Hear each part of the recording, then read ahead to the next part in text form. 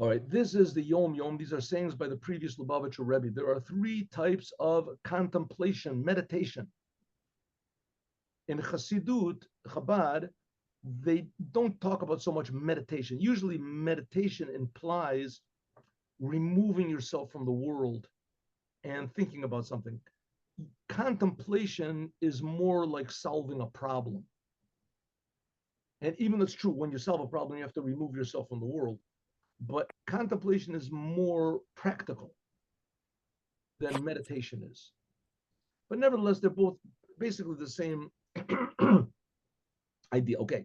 So first of all, there's study meditation. After you learn like the Talmud or something, and you understand the simple meaning, so then you meditate or you contemplate on how deep it is until you get the point. You get the intellectual source of this, and then you can see how deep the different commentaries are.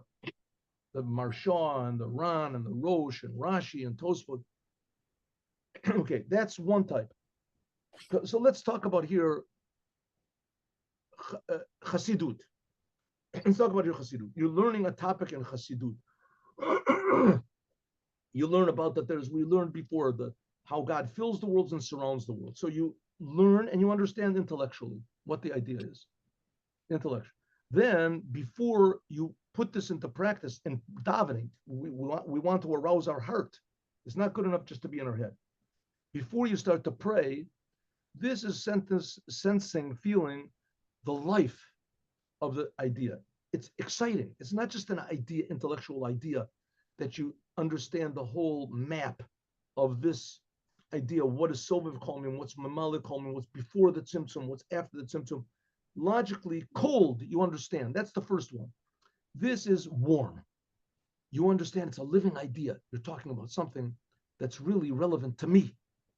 It's really relevant to me. God is really creating me. How does it, right? You sense the vitality, the life of the topic. What is Mamali call me? How God fills the worlds, how he surrounds the worlds, what's relevant to me? And this is not just intellectual, this is more emotional. And then there's the third level, and then you can, this is in the middle of prayer, usually.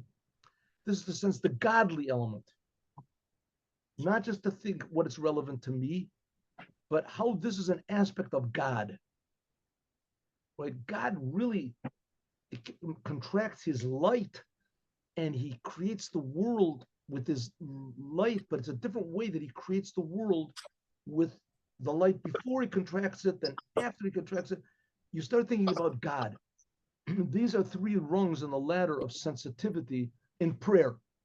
It is only by God's grace to us that occasionally we can actually feel this godliness without any thinking at all. This comes about because of the essence godliness which is in every Jewish soul. A Jew just feels his Jewishness. A lot of times you have Jews that they're far away from Judaism and suddenly tells them, they remember my grandmother used to light candles. Suddenly he remembers, wow, I'm a Jew. It wakes up. Those things are very nice.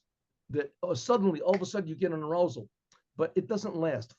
If you want to serve God by your own efforts, you have to have these three forms of contemplation. First of all, learn an idea in Chassidut and understand it.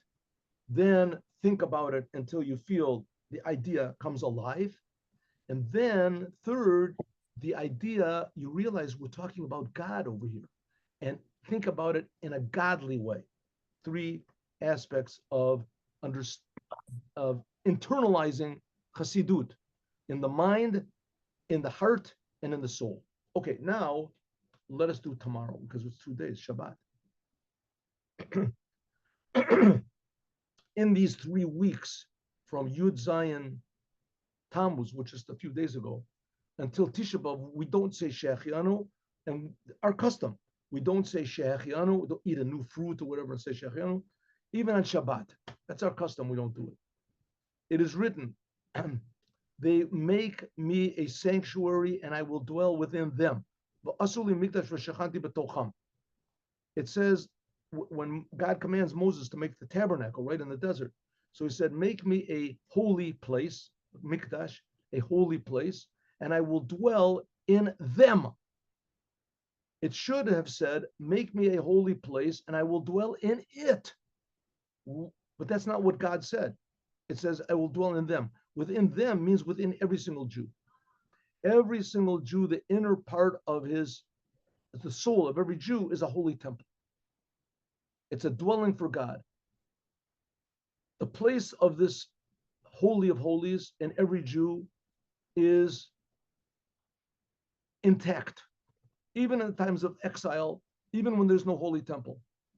Like it says in Midrash Shmot, that the Shekhinah never departs from the western wall. All of the destruction that God destroyed, the temple was only the buildings. So it's also relevant to individuals. Every single Jew, the essence, the godliness is always whole. It's clear and it's pure. Like King Solomon said, I am asleep, but my heart is awake. I am asleep from the commandments, but my heart is awake for doing good deeds. I'm asleep for even good deeds, but my heart is awake. My heart is alert. I'm asleep for charities, but my heart is alert to perform them. In other words, he wants to do good. Every form of spiritual desolation found in the Jewish people is only in the external part. That's what we just finished learning. Our job is to bring out what's already there. It's not to make something new. We're not taking a non-religious Jew and making him religious. Every Jew in his essence is religion is not really the proper word. It's not a nice word. We're not taking a non-holy Jew and making him holy. A non-affiliated Jew and making him affiliated. Every Jew is affiliated to God. Every Jew is connected to God in his inner soul. And we have to bring it out. The foundation of the individual sanctuary is always holy. Now, maybe I can add on, and this is from the teachings of Professor Viktor Frankl, that he's talking about not just Jews, but about everybody. And he says, essentially, every human being is this way. By the Jews, the connection is to God. By every human being, the connection is to truth. Truth. Every human being feels in his conscience what the truth is. And this can never be, all he has to do is contact it. That's what he says. So he's talking about every human being. Here the Rebbe is talking about, in addition to every human being, Jews are also human beings, but also a Jew has a special inner conscience which connects him to God, what God wants. He's very interested in doing what God wants, in changing the world according to the way God wants. And that's the Holy of Holies of every Jew, and that can never be destroyed. It's always present. All we have to do is just bring it out, to discover it and enhance it. And that, the Rebbe said, is done by leaving your comfort zone and being sincere and pleasant with other Jews. Okay, now the story.